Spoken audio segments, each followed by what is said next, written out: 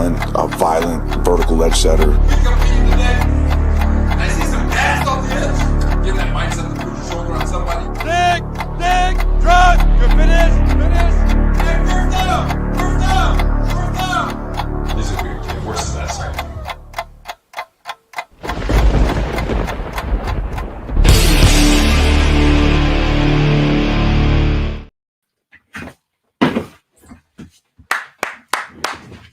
All right, there it is. There we goes. All right, everybody.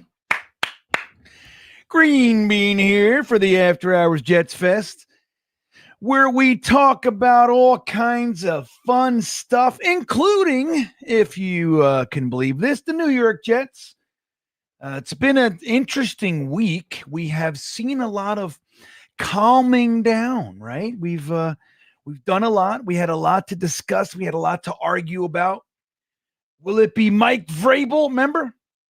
Will it be Arthur Smith? Remember that one? Arthur Smith, everybody. What about Matt Nagy? And the guy from Maryland with a 4-win season, we interviewed him. And then we had our GM search. We searched and searched. And the Jets interviewed in total 712 candidates for head coach and GM, and we came away after all of our arguments. Brian Flores, right? Josh McCown for head coach. We talked about it all. And we came away with former Jets great Aaron Glenn, a first-round pick cornerback in the 1994 draft, who we saw go to numerous Pro Bowls, move on to the Texans when we exposed him to the expansion draft like idiots. Of course they're going to take him, and they did. And then he went on to, finish his career elsewhere and left the NFL, opened some restaurants, came back into the NFL as a scout with none other than the New York Jets. Went on to be a defensive backs coach under Sean Payton. Then he was the defensive coordinator for the resurgent Detroit Lions. 15-2 record this year.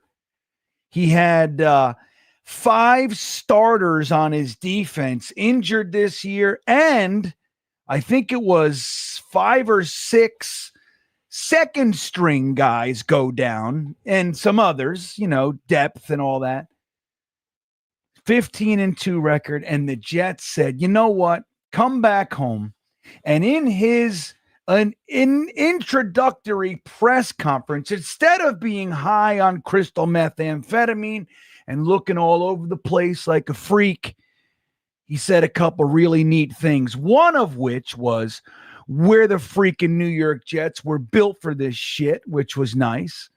But the one I liked the best was his comment toward the 1998 AFC Championship game, New York Jets versus the Denver Broncos, the Bill Parcells-led Jets, with Vinny Testaverde at the helm, Curtis Martin in the backfield, Mo Lewis, Pepper Johnson, all those guys running around the field for the New York Jets. Brian Cox. Remember that? Marvin Jones. Boy, oh boy, did we have ourselves a squad. And we watched them win our first home playoff game in a while against the Jaguars. Went out to Denver. We were up 10-0 at the half. And we lost. We lost the game. And Aaron Glenn said, I want that one back. It still pisses me off. Can you believe it? Imagine having a head coach who is as pissed about a Jets loss from the 90s as many of us still are to this day. One of the 4 times the New York Jets made it to the AFC Championship game in our history, all of which I watched. The first one being the Mud Bowl that's the game I officially stuck my flag into the ground and said, this is my team. Watching them get shellacked by the Dolphins in the Orange Bowl down there in Miami.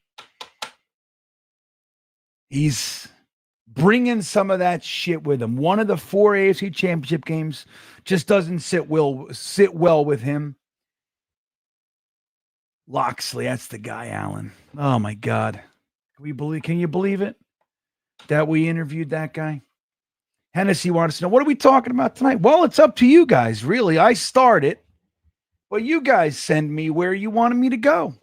Talk about football. We could talk about the Jets, of course, but we could also talk about lots of other things. We get into all sorts of weird stuff here on the After Hours Jets Fest. But let me just remind you real quick before we get started. The sponsor of the show is the great Bet US, everybody. I don't know if you knew that, but Bet US has an amazing offer for all of you. Isn't that crazy?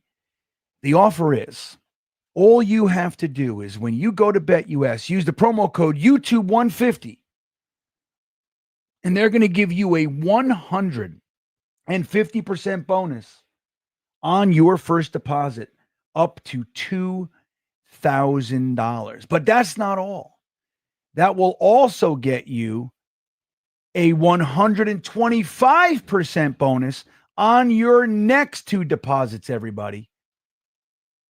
All by using the promo code YouTube150, America's favorite sports book, and for good reason. We're heading into the Super Bowl. We have the Chiefs versus the Philadelphia Eagles. I know most of you, like myself, are definitely rooting for the Eagles, but that does not help them. The NFL is rooting for the Chiefs.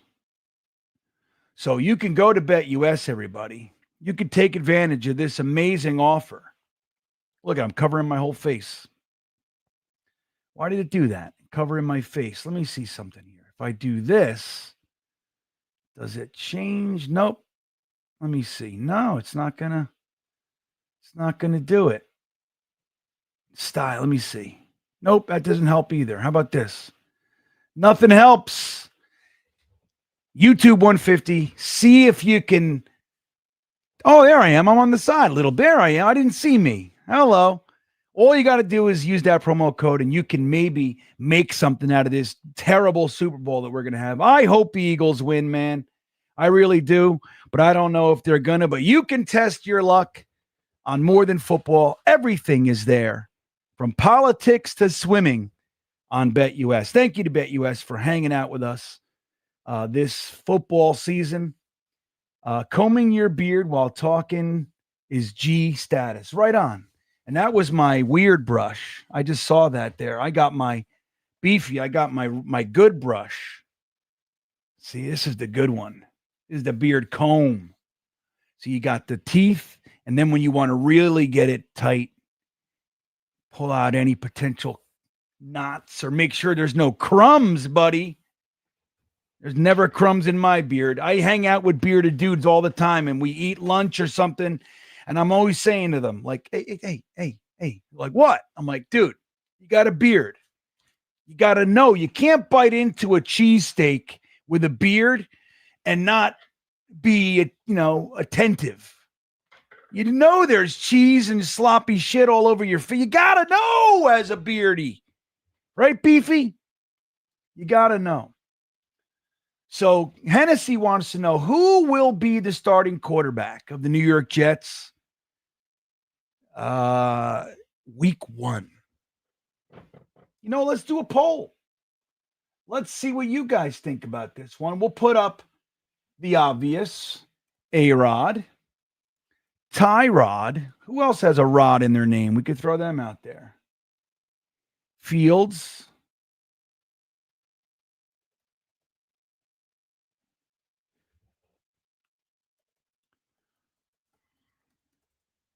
Who will be starting QB week 1? Here you go.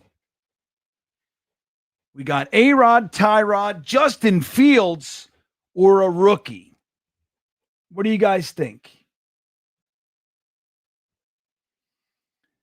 So that's a good question. When I stop the poll, everybody get their votes in. I'll stop the poll in like 5 minutes. We won't drag it on.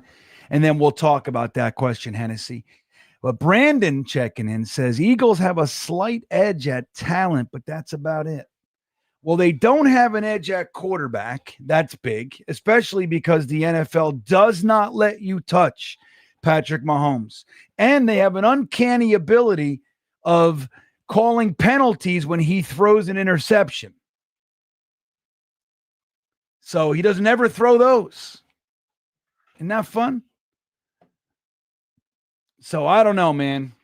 Look, I'm really hoping that the Eagles come out and beat the shit out of them. Like, let me tell you something. The Washington game, I'll admit, I thought that the Washington Commanders were flying high and riding a wave that was strong enough to get them past the Eagles, who were looking sloppy. They were looking a little bit disjointed to me. And I said, dude, Jaden Daniels and the Eagles and McLaurin and all those guys, Jamison Crowder, remember him? They're on it. They got Kingsbury, right? They got Quinn coaching, good coaches. But I'm going to tell you, from the rip, well, there was that first drive, 19-play drive for Washington. They had, 3 third-down conversions, 2 fourth-down conversions. It was like a 9-minute drive or something like that. They more than that. They took up almost the whole first quarter. And I was like, okay, they're going to keep Philly's offense off the field. And they're from the first play of the game, when Saquon Barkley just took off, ran a touchdown, it just seemed to me that first quarter, and it stayed that way the rest of the game, the Eagles were playing harder. They were playing faster. They were more aggressive. You could see it. You could see it. I was like, as soon as that first drive was over from the Commanders, I knew. I was like, and I know most of you probably did too. You could see it. Like, the Eagles came here to win. They're the pros in this. They've been here before. Washington's on a pink cloud buzz. I was hoping they could ride the wave, but that's the thing. The Commanders were never going to beat the Chiefs. At least the Eagles have a chance, right? They have a chance. They got 2 former Jets, first-round pick Mekhi Becton, playing his lights out football version of himself. You got Bryce Huff, the first free agent in undrafted free agency signed or among. He was like right away. They scooped him up, gave him $17 million a year. From an undrafted free agent to $17 million a year, and Vic Fangio just didn't like him. Doesn't play him barely at all. So Becton was like a throwaway, and he's a Pro Bowler. And then you get Huff, who was a ballyhooed priority free agent who can't get on the field. You just never know in this NFL, man. You never know. But either way, both of them got themselves AFC or NFC championship rings, and they might even get a Super Bowl ring. But I'm rooting for them, not because I want to root for those two guys. You know how I am with the Jets, former players.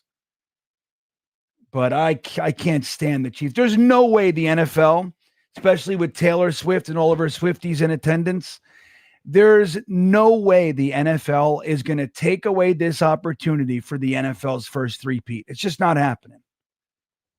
I would be blown away. Right, Big Green? Down with the Swifties. It's good to see you, Big Green.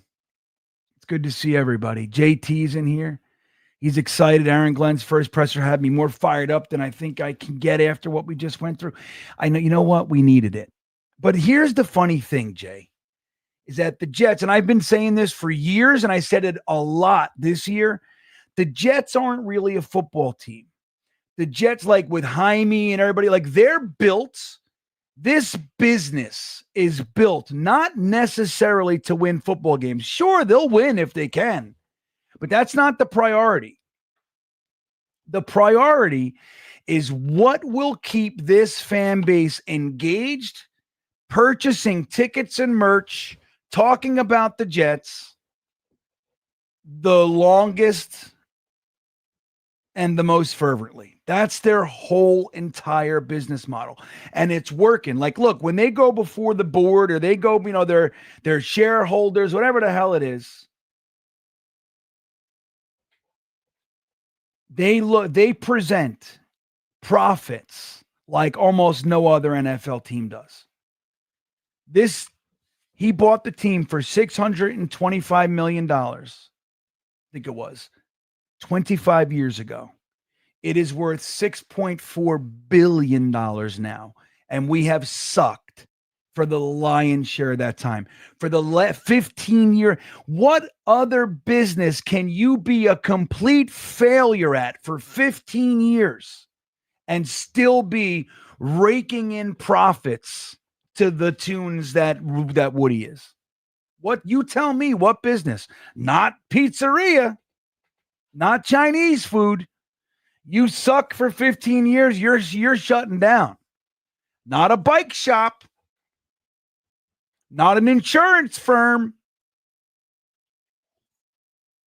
Imagine being a lawyer who lost for 15 straight years. You think that firm is still up?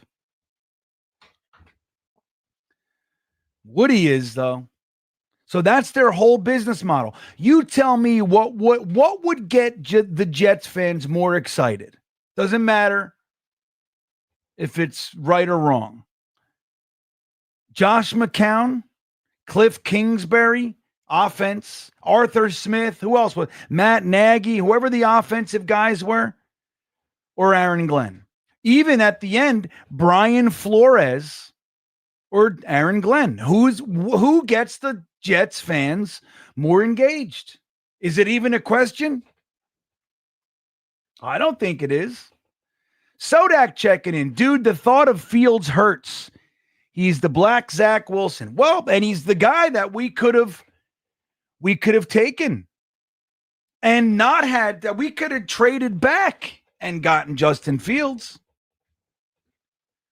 No, here's the thing with Justin Fields, though. Justin Fields has actually he's looked like he's gotten better every year, Like the last year in Chicago, he was better. And last year in Pitt, and then he goes to Pittsburgh, and he was better there. I mean, he won 4 games for them this year. So he at least looks like he's on the ascend.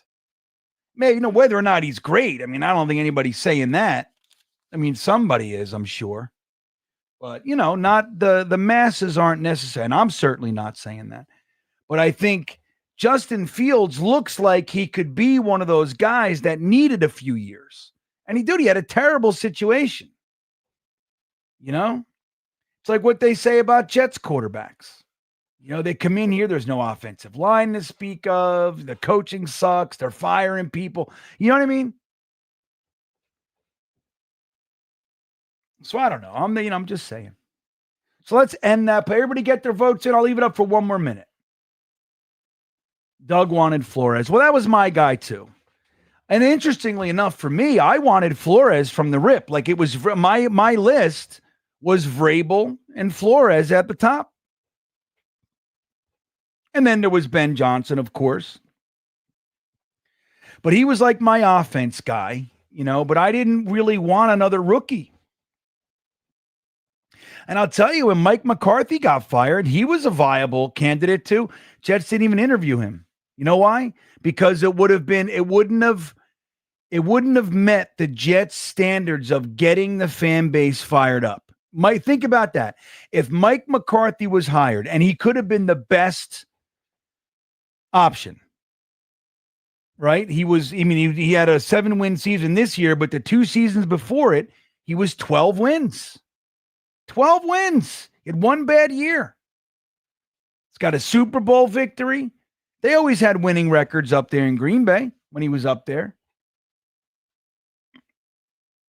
He coached Aaron Rodgers. It made a ton of sense.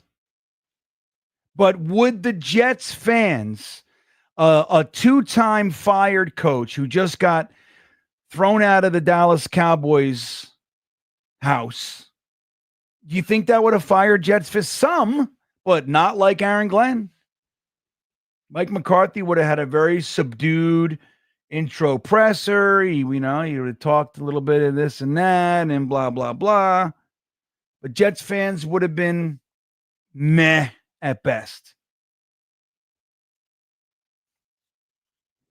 So that's what the Jets do, guys. The Jets know how to keep us engaged. That's it. And Aaron Glenn was the best candidate on the list to do just that.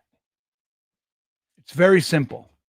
Whether or not he wins remains to be seen. I mean, Aaron Glenn is coming here to win. He wants to win. I'm sure Stephen Wilkes would love to be somewhere for more than one season. Maybe be a really good defensive coordinator for 3 years here and then maybe get another shot at head coaching. Who knows? But the Jets, that's fine. If we win, great. But the Jets don't need to win to make money. They just need to keep us excited. And that's what they do. As soon as there's a lull, they make a trade. As soon as there's a lull, there's a big story that comes out, something. There's always something here. We win a big game after 4 losses, and we're back.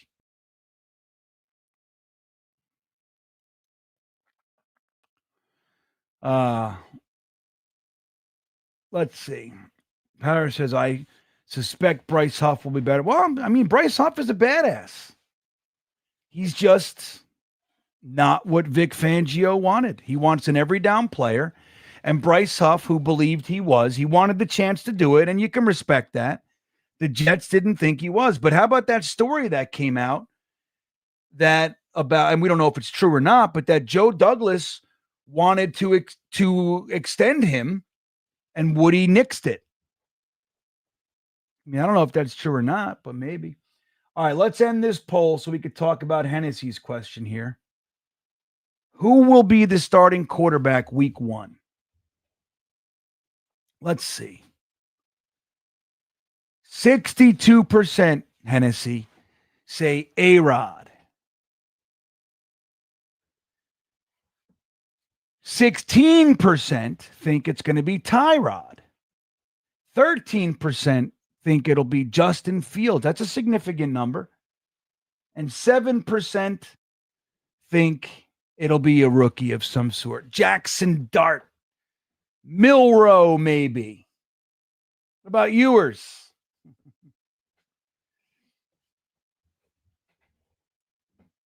You know what I mean? So who knows?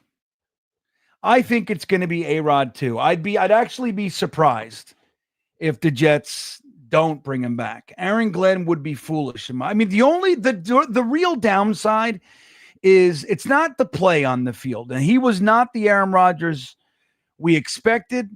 But again, he had the 3rd best quarterback season in our history. And you could say whatever you want around all that shit. We've had plenty of quarterbacks. Nobody else could do it.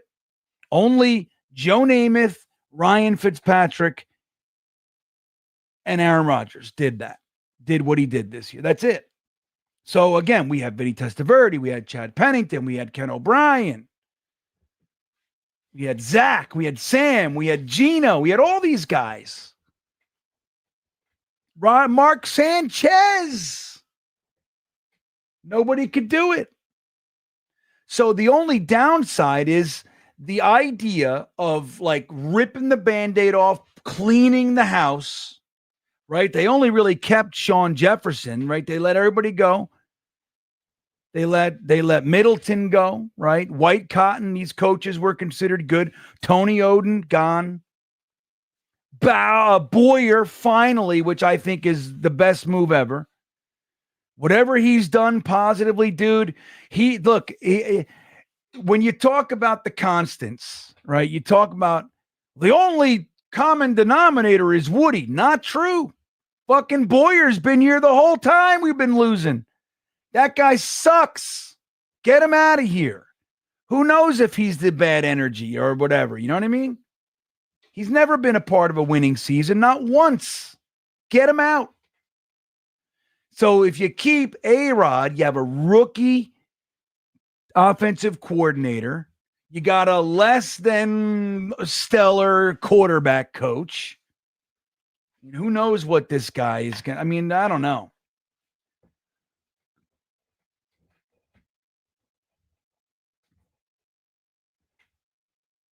So there's, there's like the stank, But who are you gonna? I mean, I think it'd be silly. Like they just played together for a year. Brees, Garrett, Braylon, Devontae. Get Malachi Corley in the mix. Use your seventh on Tet McMillan if you can, if he's there. And you know what I mean? Like, and take a shot at, like, dude. If you use your draft picks, you get another wide receiver. You fix the defensive line. You get that right tackle, whoever it is. You re-sign Morgan Moses for a year, and you get a 4th round pick tackle. Let Morgan Moses start. You know what I mean? Working the guy in. Hopefully, our new offensive line coach is worth a shit. We know Keith Carter wasn't.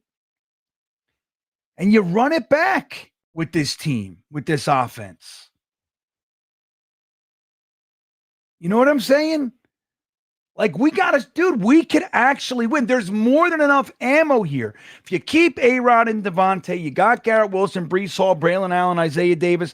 You got, hopefully we sign Yeboah, but Conklin's a free agent. Ruckert is disappointing. But we don't know. What has Middleton done development-wise? We don't know. Well, that guy could suck too. Has he been hired anywhere? What's his first name? Doug? Doug Middle. Is that his name, Doug?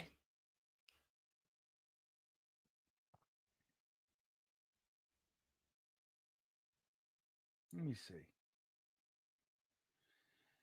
Buddy beep bop bop beely doo doop biddy doop boop beep doo. Middleton, New York Jets. Let's see. Ron Middleton. Sheesh.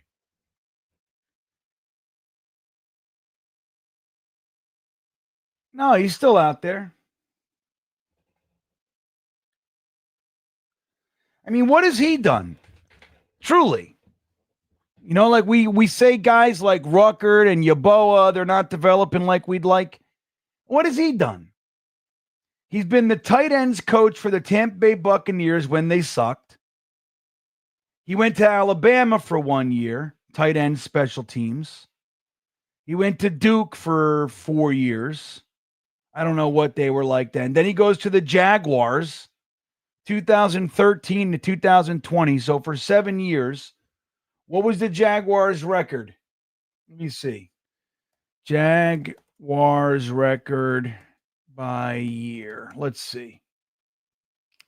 What did I say? 2013 to 2020. Here, let's take a look together. We'll take a look together as friends. Here we go. Make it nice and big for you guys. So 2013, he was there from 2013 to 2020. They had 4 wins, 3 wins, 5 wins, 3 wins. They had a good 10-win season, 5 wins, 6 wins, 1 win. Right? Now, again, it's obviously not all his fault, but a part of losing seasons there.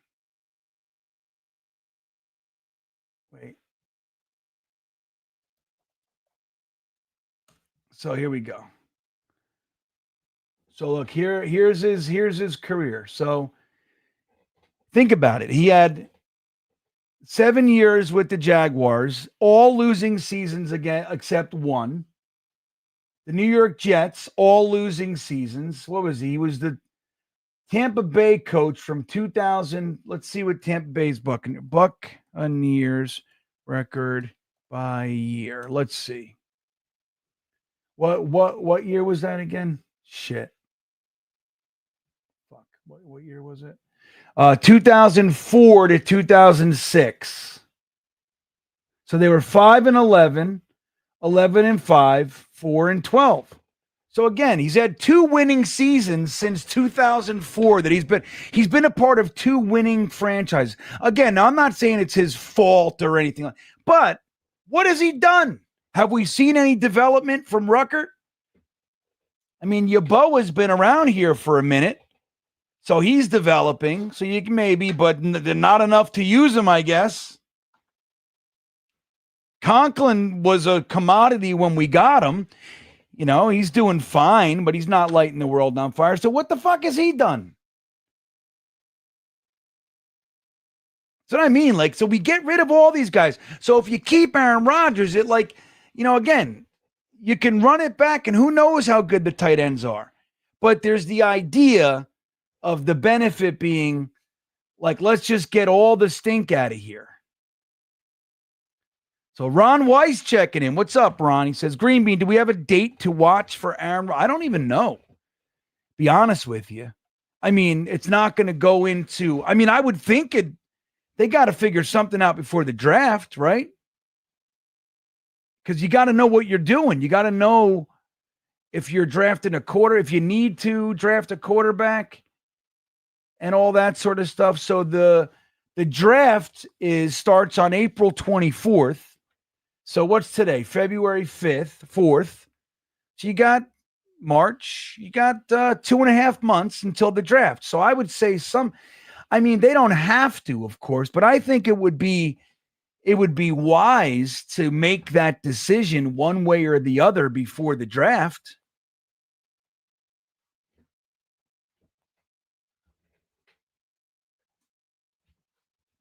Right, Ron? Don't you think? I think so. I think that would be smart. That's what I think. Mr. Forte says Vinny would have done it in 98 if he started. Done what? Won the Super Bowl? I mean, he started most of the year. I mean, he wasn't like, you know, it wasn't like he was just getting his legs under him. He started the lion's share of that year. I mean, Foley only started, 3 games that year. So, and let me tell you something, Mr. Forte. Vinny played lights out in that championship game. He was betrayed. Curtis Martin fumbled. I think Meggett muffed a punt. Remember fucking Meggett was on that team. Dave Meggett. I think Byers had a fumble. Like all Parcells guys. Curtis, Meggett, Byers.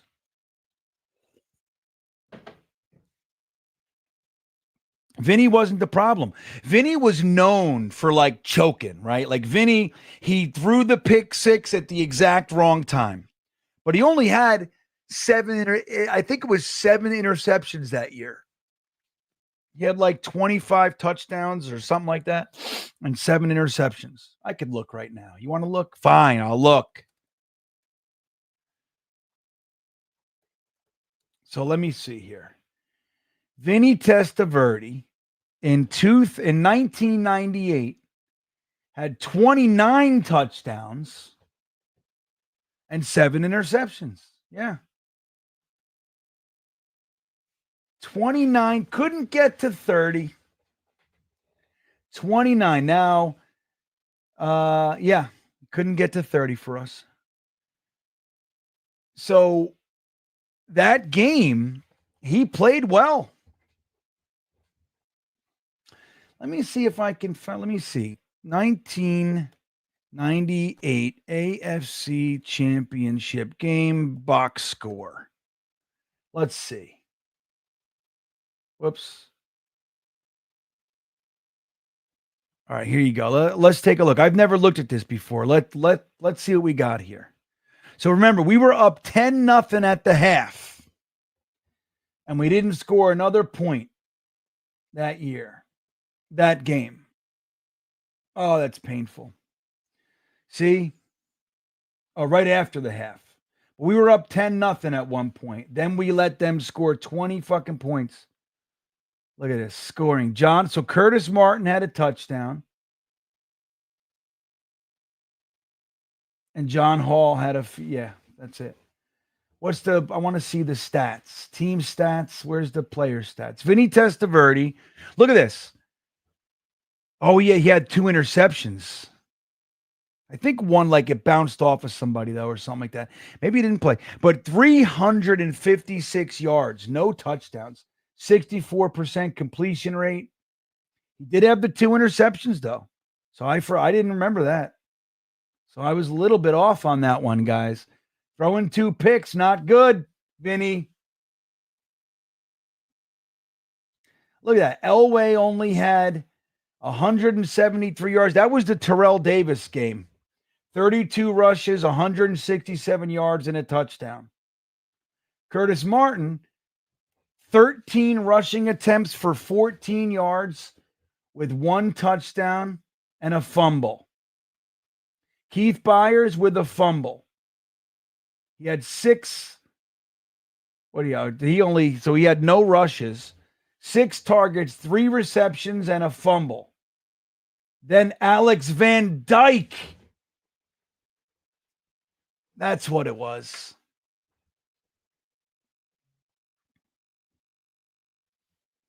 I thought David Meggett fumbled. He botched something. Something happened with Meggett. I remember that. I can't remember what it was. 1 target, 1 reception for 2 yards. Well, let's see special teams. Hold on. Dave Meggett had 3 returns. Punt returns. He had 343 yards. They're not saying if he fumbled. I know he fucking fumbled. I know it. See, how many turnovers did they say we had? Team stats. Hold on.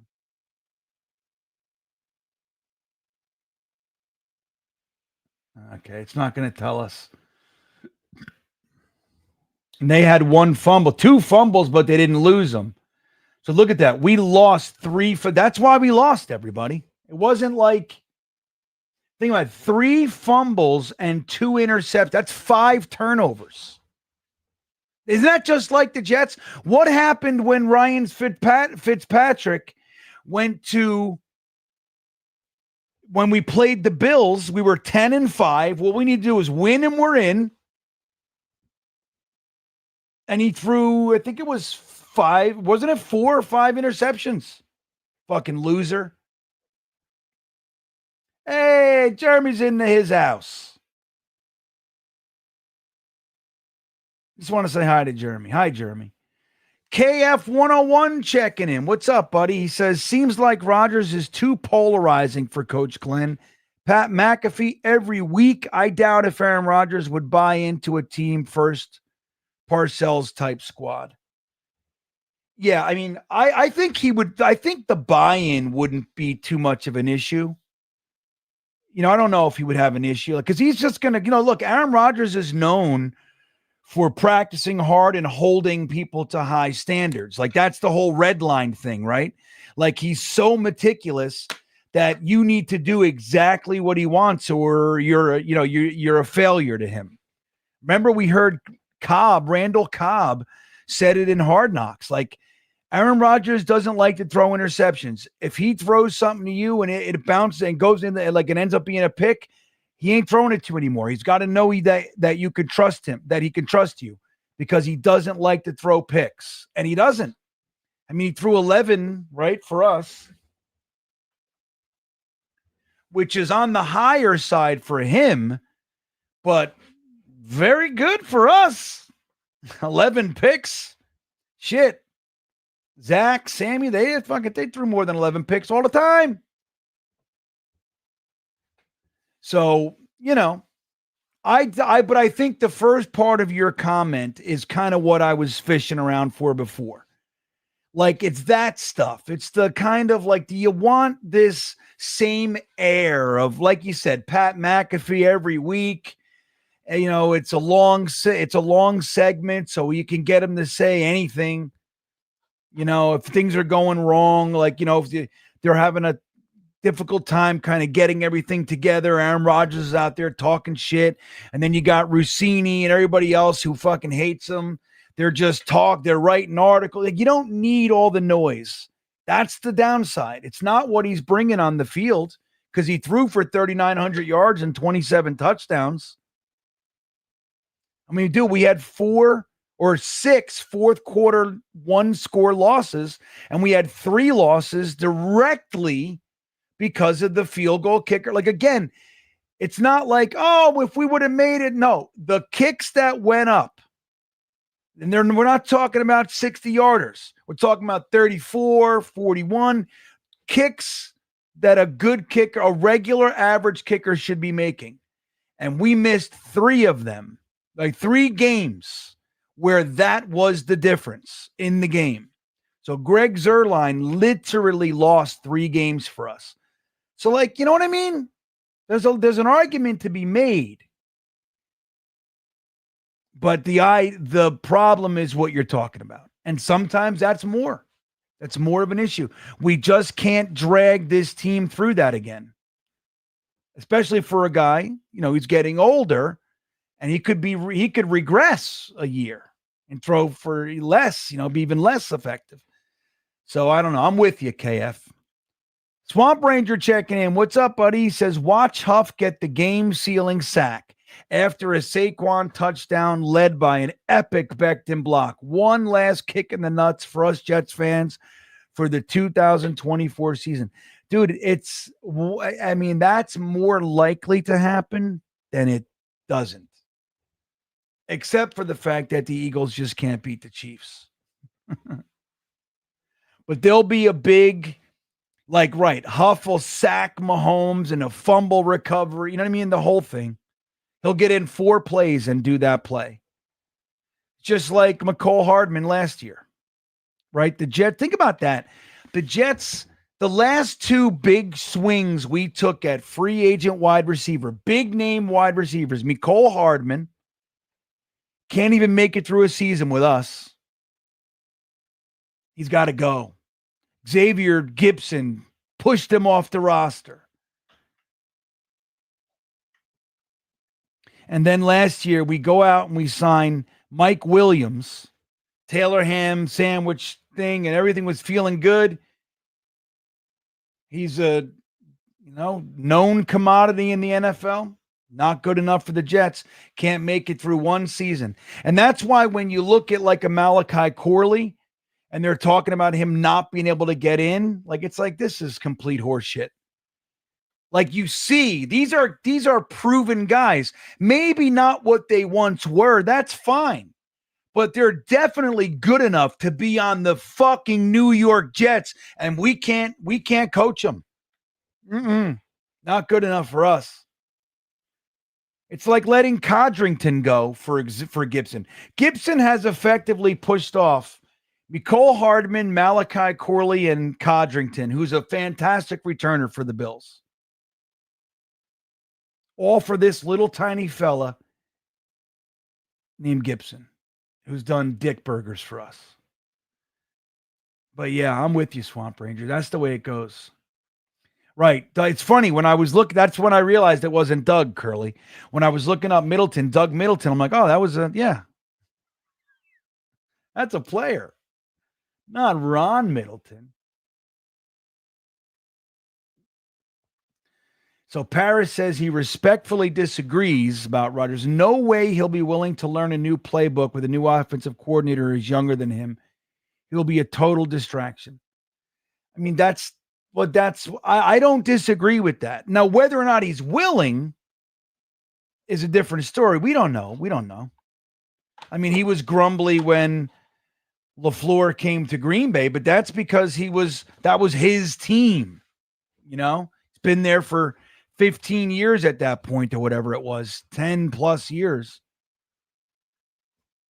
Anyway, I'm with you guys. Believe me, I just, it's also, I mean, in the same way that you're saying that stuff, if Aaron Glenn is objectively looking at his team and the players, I mean, you have pretty much a 4,000-yard quarterback on your team.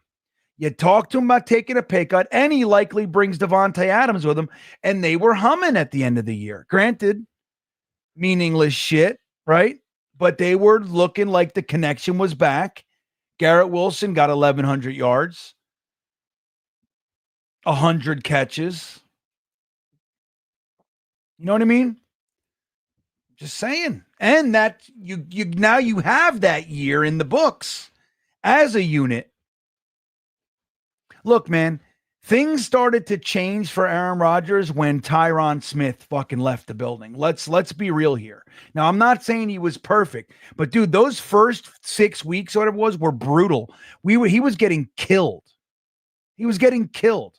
There was that 2-week stint with the Broncos and the Vikings, I think it was, where he was, I mean, the one game he was hit like 20, 25 times, and he was like sacked like 10, 11 times in those 2 games.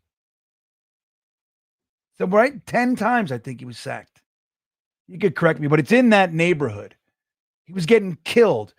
Fashanu came in and it shored up that line. And then all of a sudden the line started looking good.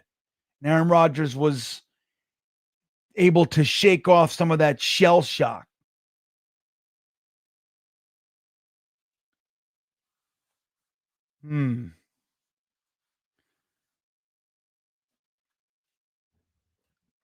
This is what I think happens though, Paris. This is what I see happening because we're the Jets.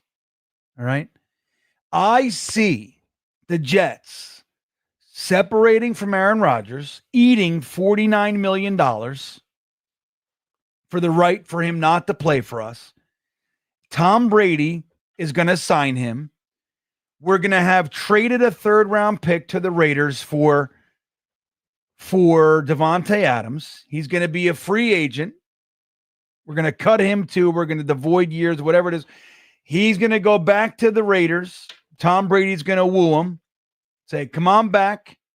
And they're going to go out there with fucking Pete Carroll. Think about it. That brain trust of Tom Brady, Pete Carroll, Aaron Rodgers with Devontae Adams. They're going to go out there and they're going to win. And we're going to watch it. And they're going to take our 3rd-round pick. And we gave them a 3rd for the right to watch them for the second half of the season and leave. That's what's going to happen. If you're a Jets fan, you know this story.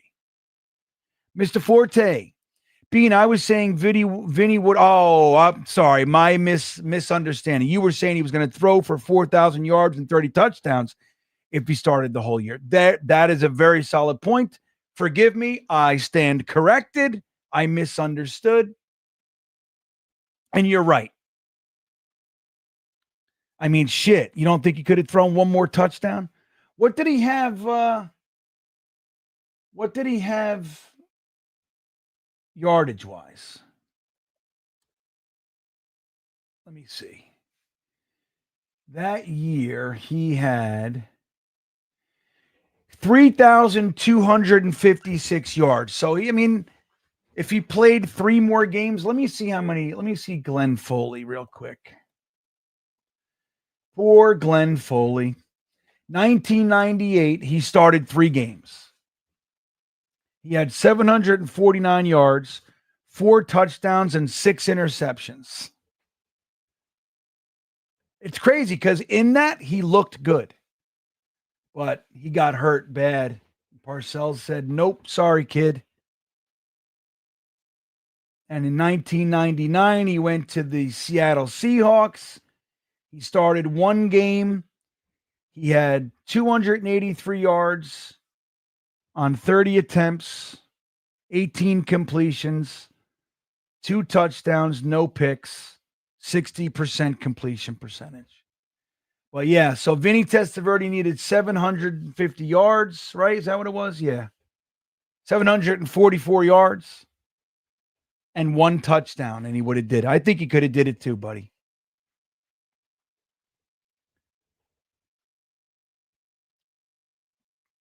Let's see. What did you just say? I saw something. Walt Money says Zach threw 3 in 1 game. He actually threw 4 interceptions in that game. I was at that game. That was the first game I ever went to live with Matt and Ryan. And I sat with Matt. Matt and I sat together and we watched Zach Wilson. That was his home opener, Walt. He threw 3 another game in 2022. Remember that? That was the game we should have put Mike White in, and he just Saleh wouldn't do it. Mike White was standing on the sideline with his helmet on. You know, they told him to do it. Put your helmet on. And they just couldn't pull the trigger. Saleh, let me tell you something about Saleh. As far as his being a head coach, he was a pussy. Right? And I'm not saying it about the man. He'd pick me up and grab my ankles and beat me on the side of the building like a blanket. But as far as bold decisions, you know, pulling the trigger, Saleh was far too slow to the punch. He could not, he was indecisive as indecisive could be. Zach Wilson looked great that first half against the Patriots. That was when we were up. Michael Carter II got that pick six. They threw the flag on JFM's bullshit, weak ass roughing the passer, but he still shouldn't have did it. But it's serious. He like put his hand on him when he didn't have the ball. They returned that, so that was a touchdown. Instead, it ended up being 15 yards for the Patriots. They kicked a field goal. That's a 10-point swing, and Zach went on to throw 3 interceptions. And he looked like complete dog shit that second half. So he should have been benched, and Saleh just, even if it's just for that game, just for the fourth quarter, we had that game, and Mike White should have come in. And Saleh made him put his helmet on and never pulled the trigger because of loyalty or whatever they, that coaching staff, we saw it, dude. No accountability. If Aaron Glenn brings anything to this team, he's got to bring accountability. I think accountability in and of itself would have been enough to push us into the win column on a lot of those games.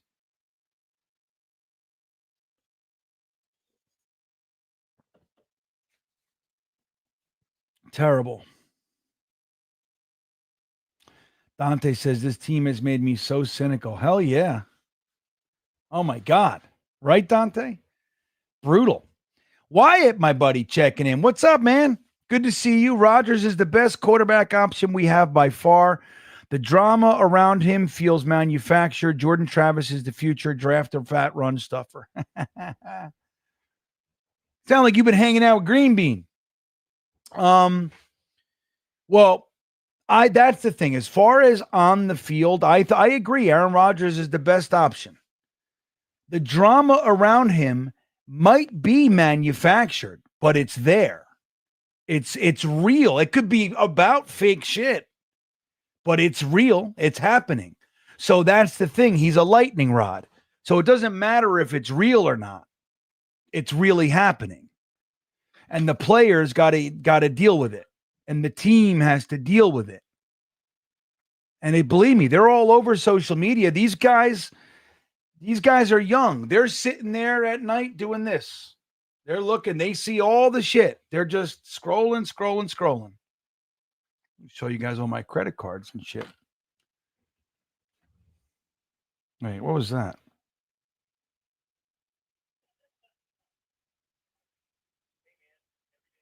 What the hell is that?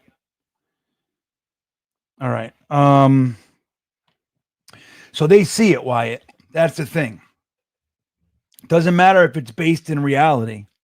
It's happening. And if you have a guy like Jordan Travis, the only drama is going to be whether or not he can play. That's it.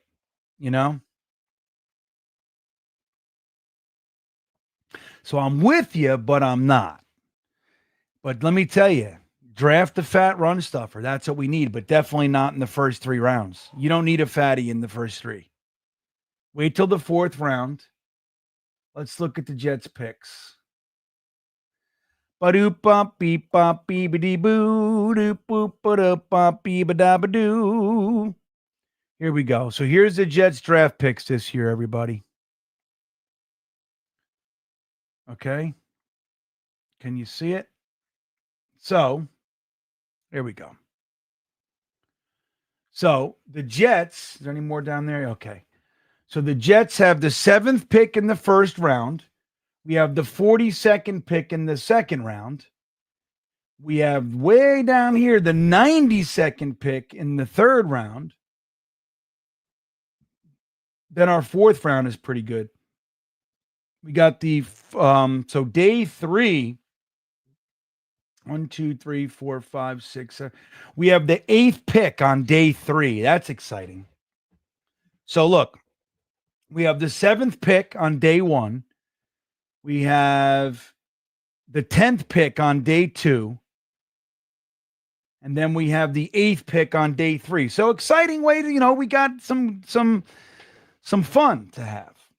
But then we go from pick 109 all the way to pick 146. So that's a full round. A full round. They didn't do any comp picks yet either. So I don't know if that, I don't know. I don't think we might actually get, I think we get a couple 6 this year. That we might, maybe. I don't even know. I lost track this year. Usually I'm all over that shit, but I don't know what it is. This year I don't have it. So then we got pick 157. So we got 2 5ths and 2 sixths. Right around here, 109, 146, 157. That's where we should be grabbing our big fat run stuffer. And we should be getting our a nice tackle prospect right there. 4th or 5th round. Or if you want to use a 3rd on an offensive lineman, I'm good with that too.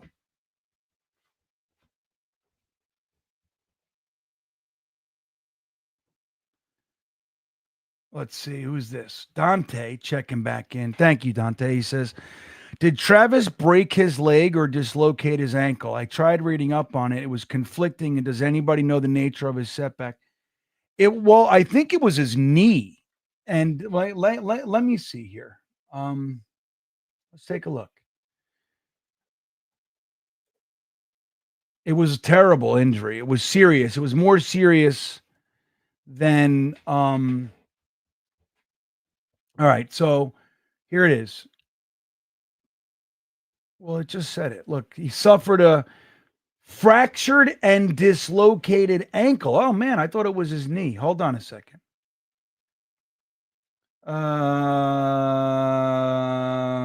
Fully healed. But he landed awkwardly while being hit. Let's take a look at it. Can we show the injury, please? Look how bad it was. Everybody's afraid. Here's the injury.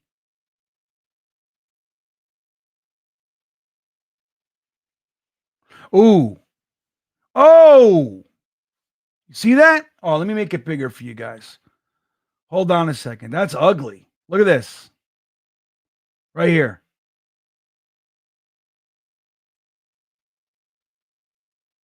Poor kid. That's bad. So that's the injury, Dante.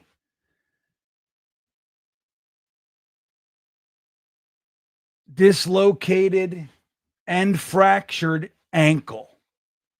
Not bad. Not bad. That's a rough one. GreenBean, I know you like tight ends. Maybe do we draft 2 of them? I do love tight ends. Tight end is my favorite position in football.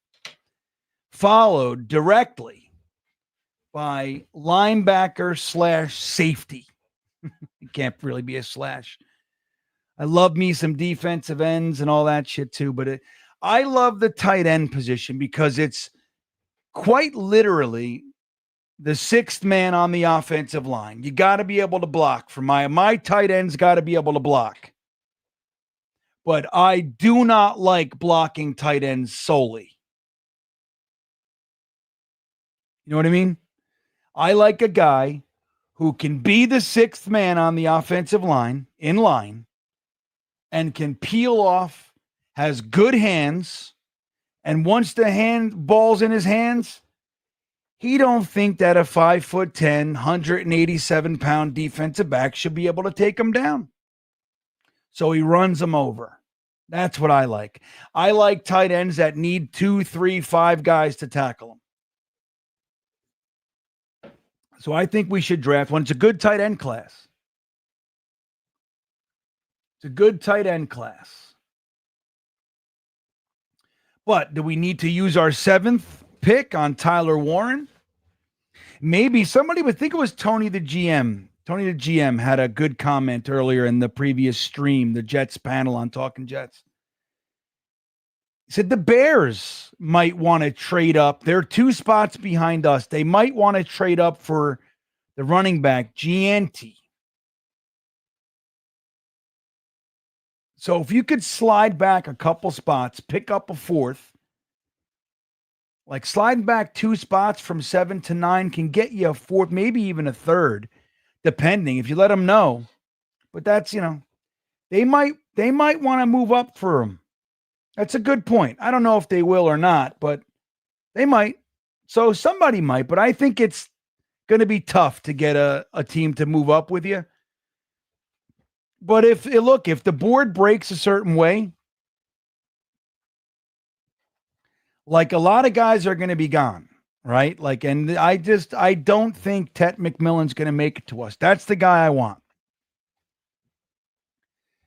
But if he does, you take him. If not, and Abdul Carter's gone, and Hunter's gone, obviously, and McMillan's gone, and it's like you're going to draft a cornerback in the first. I really don't want to. You can. I really don't want to. You're looking at Tyler Warren and Starks, the safety, both holes. If Jamian Sherwood gets taken, which I think it's going to be real hard to keep him. Saleh and Ulbrich are out there. And they love him, and he loves them, and the whole thing. Because, yes, the Jets were the team, but the guys who wanted him, switched his position, and developed him are Robert Saleh and Jeff Ulbrich. And what's his name? Ruttenberg. Where did he go? Anybody know? So I don't know. I say you wait a little bit and you draft Terrence Ferguson out of Oregon. He'll make it to the 4th round kind of thing. That's where, and it'll give you what you want.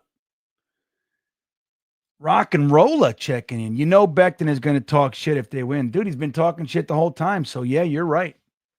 And you know what? Look, I don't root for Jets players when they leave. I don't. As a matter of fact, I want them to fail. That's just who I am. I don't really give a shit. I don't like it. I don't like, because everything for me is about what can hurt us as fans. That's my whole thing. So if like a player we give up on or whatever goes somewhere and succeeds, it's just a stick for our ribs, and I don't like it. But let me tell you something about Becton. Becton was a 1st-round pick in 2020 with the Adam Gase Jets.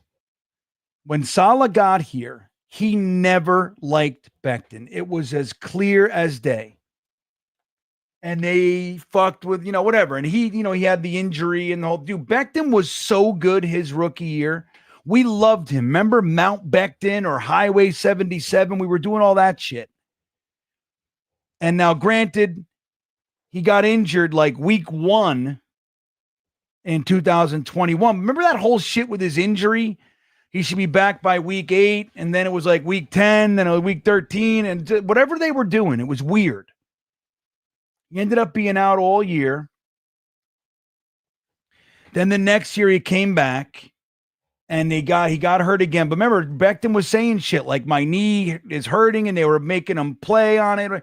Like the right tackle, he hurt his right knee, and they put him at right tackle, which is more strain on the knee, more impact for that knee, and the whole thing with him. They just, I don't know. And again, like the Eagles take him, say, we're going to try you at guard. We didn't want to do that. And it's a smart move because with the numerous injuries to his knee, he lost that lateral mobility. Putting him at guard is a natural thing to do. We were talking about it. Move him inside. Oh, he's too big to play. What do you mean he's too big to play guard? Dude, he's a fucking immovable object on the inside. But anyway, he felt that this coaching staff did him wrong. And he goes down to the Eagles. They figure it out real quick with him. And he's a Pro Bowler. Isn't he in the Pro Bowl? He's a Pro Bowler. He's in the conversation by many people for the finest free agent pickup this year, especially for the price. When they got him, they didn't have to fight. They didn't have to overpay. From trash to treasure. Just like that. He's a slow healer. Maybe. He kept re-injuring. But again, I don't know what the deal is. But this staff, what have they told us? What have they shown us on the offensive side of the ball that leads you to believe that they aren't wrong? You know what I mean? They've done nothing. They've developed no one. Tippmann is the only one I can argue that they developed on the offensive side of the ball. They've developed no one. No quarterbacks, no wide receivers. I mean, shit, we traded up for Malachi Corley and we couldn't get him on the field. You know what I mean? So this staff, particularly on the offensive side of the ball, overall, they sucked because there's no accountability. There's no, they couldn't make decisions quick, mid-game. There was no change in figuring it out mid-game. Solid did nothing mid-game. He walked around stoic, and if we had something exciting happen, he ran around like a crazy person, but he did nothing. When we were sucking, when the team needed a leader, he was not. He's a leader in the training room. He's a leader when we're fucking winning. Yeah, he's running around, high-fiving, jumping all over the place. But when they were struggling, he walked around. He didn't see him grabbing face masks and rah-rah. He didn't see any of that shit when we were losing. Never. And he couldn't make decisions.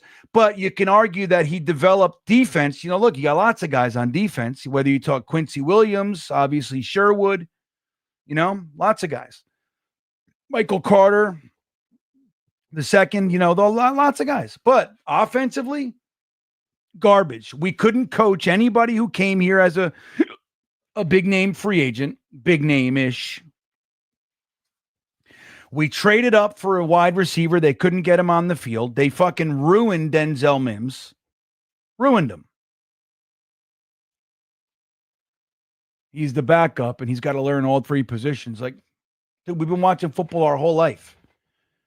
Nobody's ever heard of that. Why does he have to learn all three positions?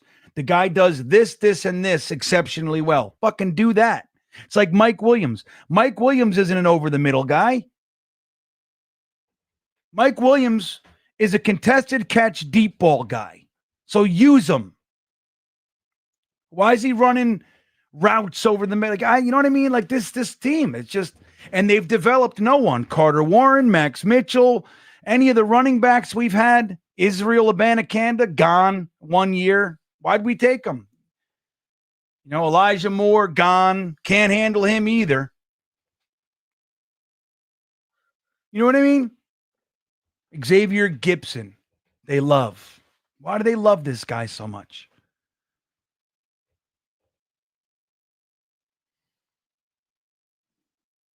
Well, I don't know. I don't know who it would, but I mean, look, you can argue, Beefy, that Tippmann was, remember, he had the whole high snap thing that was out of control, and they fixed it. So you could make a point that they developed him. They worked out some of his difficulties. Sure. I'll give it to him.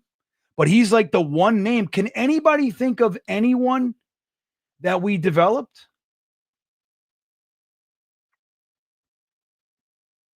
Anybody? I'm thinking, right? I can't think of anybody. Who came here, mid-round pick, and developed into anything for the New York Jets on the offensive side of the ball. As a matter of fact, you can say that they regressed. Look at Ruckert. Ruckert was a third-round pick. Now, he was never supposed to be Kittle, but he was a good tight end, man. Blocked very well, like really good blocker, and had better than you'd think hands. He's dropping passes and missing blocks. I mean, what the fuck? What is that?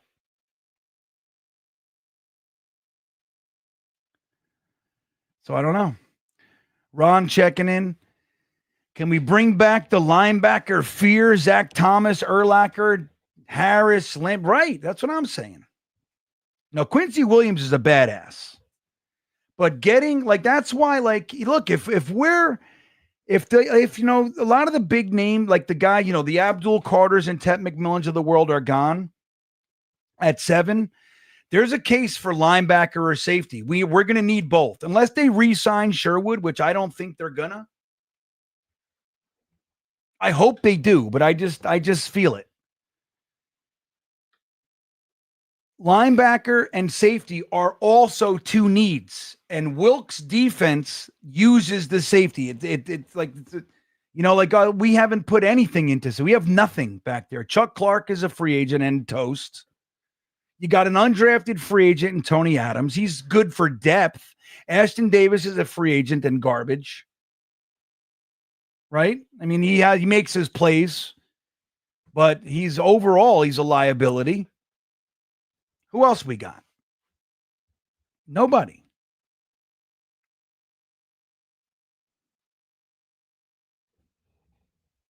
You with me? Right, Ron? So, dude, go ahead. At 7, you're going to get the top linebacker. You're going to get your choice at middle linebacker. And, you know, whatever. If you go outside linebacker, maybe we'll actually see 3 linebackers on the field the whole time. Imagine that. Instead of this 4-2-5 bullshit. Everybody's running on us all day long, and you got extra defensive backs out there. Like, I don't know. You know what I mean? It's crazy to me.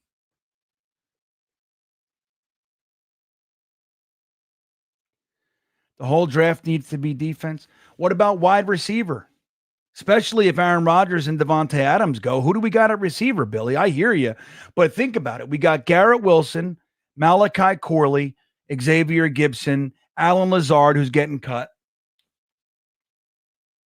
So, like, think about it. Our wide receiver core right now, once Devontae and Lazard are gone, Brownlee's already gone. He's in the fucking Super Bowl. We got Irv Charles, who's injured and really a special teamer. But all we have is Garrett Wilson, Malachi Corley, and Xavier Gibson. That's it.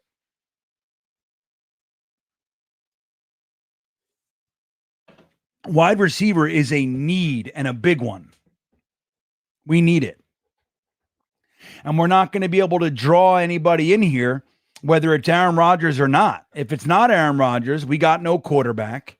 So who the hell wants to come here? And if it is Aaron Rodgers, they know that if they're not flawless, he's going to throw them under the bus in press conferences. You know what I mean? So why you got to get your wide receiver in the draft, which is why I want Ted McMillan. If he's there at 7, I don't even think it's a fucking question. You grab him. Right, Jeremy?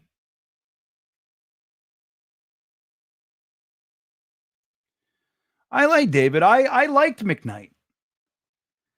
I didn't think we should have let him go. We let him go for Dalvin Cook. Remember?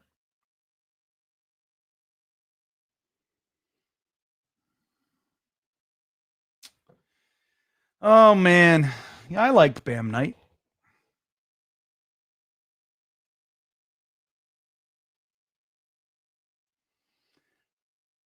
Yeah, right. Jeremy likes, see, I'm with Jeremy. Grab him if he's there, but I don't think he's going to be there. There are 2 teams before us that could use a wide receiver, and he's the consensus. He's the best wide receiver in the draft. Yeah, Eddie. Brownlee got plucked off our practice squad, so no matter what he's doing over there, He might not be doing anything, but he's in the Super Bowl. He's in the Super Bowl for the Chiefs. Becton and Huff are in the Super Bowl. And not for nothing, Braden Mann is also an Eagle. Remember, we couldn't wait to get rid of him. They love him.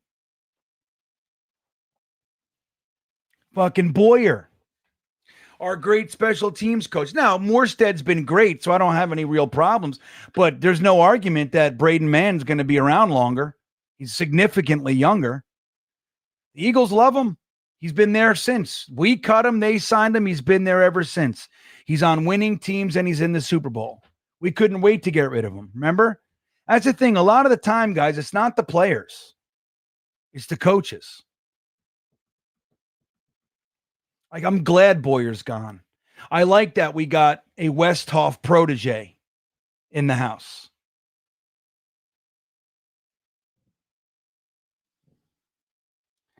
Would I trade up for Tet? Scott, I can't even get into the trade. No, I would not. But I don't like this trade up talk, because that's why at the end of the year, I'm always rooting for losses so we could be up there and pick 1 or 2. We could have very easily.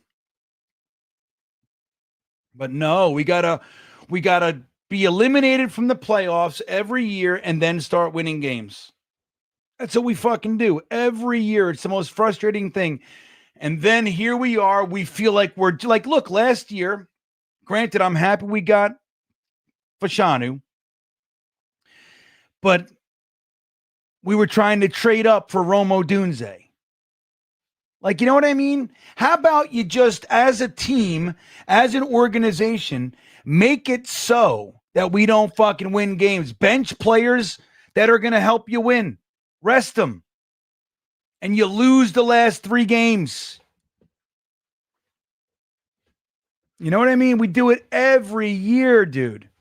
It's the same thing and then we talk about trading up. Now, I'm not blaming you, Scott. I know it's just an honest question, but I'm just saying, like, in general, I don't want to trade up. I don't want to give up other draft picks now, where, by the way, I feel confident that if I was the GM, I would find contributors in the 5th and 6th round. We have 2 5ths and 2 6ths this year. I would be able to find contributors. I would find my guard, my defensive tackle, my strong safety. I would find them there. That's where I get them. Now, I'd love to trade down. If Tet's not there, I would love to trade down. But I just don't think this draft has the kind of talent, blue chip talent, that people are going to be willing to give you anything worth trading up. I mean, they'll give you like chump change, and I don't, I'd rather just take Tyler Warren. That's like, if I can't move back and Tet's gone and Carter's gone and all these guys are gone, then I'd rather just take Tyler Warren, who's a blue chipper. He's a tight end, and you wouldn't want to take him at 7. Or Malachi Starks. Again, would I want to take him at 7? Maybe not, but he's the best safety in the draft, in my opinion. I have more work to do. I'm still at the early going of all this. Guys like Dom and Jeremy, they've been digging in for months. I haven't. I haven't been able to stomach it. I've been sick to my stomach.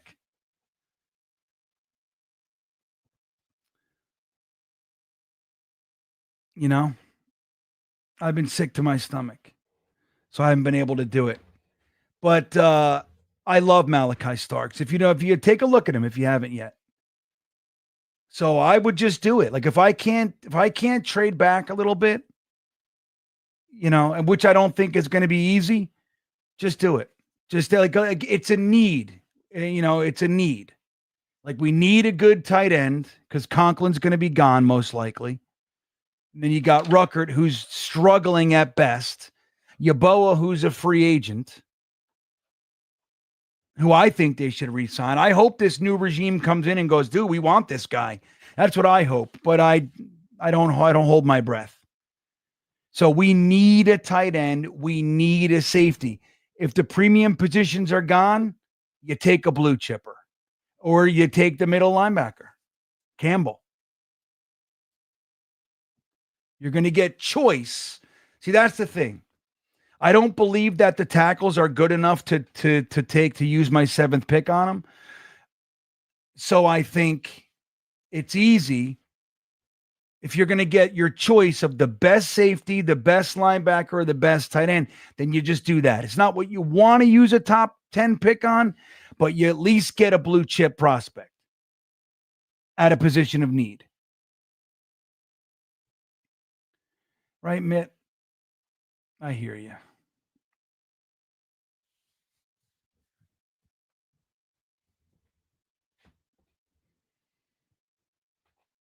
So, anyway, I think that'll do it for this diatribe. So, here's where we are.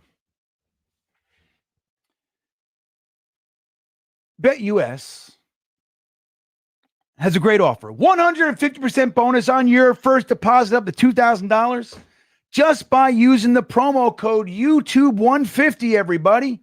That's all you got to do. America's favorite sports book, thanks to BetUS. And I thank you guys for hanging out with me on the After Hours show. We got 300 collected people in here, 101 on YouTube and the rest on Twitter right now. Crazy. You guys are hanging out so late, talking Jets. Listen, I love you guys. Don't forget to hit the like button. Please squeeze those milk toes. And subscribe to the channel if you haven't already. It's so appreciated, guys. And hey, give me a follow on Twitter. Do that too. I love you guys. Have a great rest of your evening. And I'll see you Thursday for the Thursday thick of it, huh? How's that sound? Dom and Gunny, myself, will cut it up with you on Thursday, 8 p.m. right here. Tomorrow night, Talking Jets Network, Tigo and I will be together, 8 p.m. for the Armchair GM show. And with that all said, have a great night, everybody. I'll see you next time.